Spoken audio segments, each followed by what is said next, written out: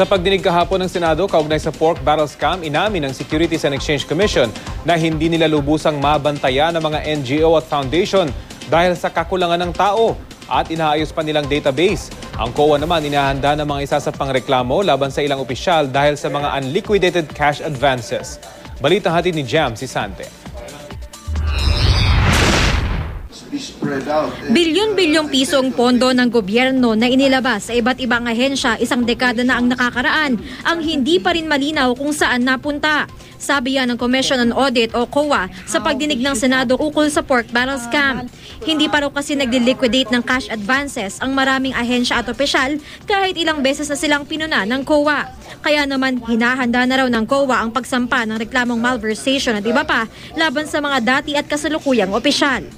We have a provision of criminal law that when somebody is given a cash advance and is not able to liquidate that within the prescribed period and upon demand, there is already a presumption in law that that money was malversed. We are now, sir, in the process of making suyod so that we can file the appropriate cases through the office of the Ombudsman.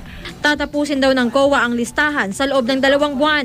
Natatagalan lang daw sila dahil hindi pa computerized ang kanilang databases. Pareho sila ng Securities and Exchange Commission o SEC na inaayos pa ang mga database. Kaya hindi rin daw lubusang mabantayan ng SEC ang mga non-government organization o foundation. 8 lang din ang tauhan ng SEC na sumusuri sa mahigit 20,000 foundation. Kaya may nakakalusot na di umano'y mga pekeng NGO tulad ng mga konektado kay Janet Lim Napoles. Gayunman, ginagawa naman daw ng SEC ang kanilang makakaya para suriin kung tama ba ang ginagawa ng mga NGO na rehistrado sa kanila. 1 is random, 2 is if there's a complaint, 3 is if they happen to come back and say we need a certificate of good standing. That I think is a way also of being able to check on their compliance. Ito na ang huling pagdinig ng Blue Ribbon Committee ukol sa pork barrel scam kaugnay ng NGO Sinapolis. Malampaya fund scam na raw kasi ang kanilang susunod na tatalakayin. We will be moving to the Malampaya hearings because the NGOs of Janet Lim Napoles are also involved.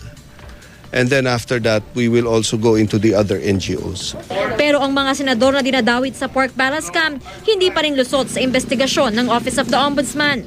Binasura kasi ng Ombudsman ang petisyon ng isa sa mga inireklamo ng plunder na si Senador Bong Revilla para isuspend ang preliminary investigation nito sa pork barrel scam. Binasura din ng Ombudsman ang counter-charge na plunder na sinampa ni Revilla laban sa mga pangunahing whistleblower na sina Ben Hurluy, Merlina Suñas at Marina Sula dahil nasa ilalim na sila ng Witness Protection Program. Maghahain daw ng motion for reconsideration ang kampo ni Revilla dahil naniniwala silang dapat suspendehin ang preliminary investigation hanggat hindi nare-resolba ang civil case na sinampa nila sa ibang korte kung saan hinihiling nilang ideklarang null and void ang mga dokumentong basihan ng reklamong plunder laban kina Revilla.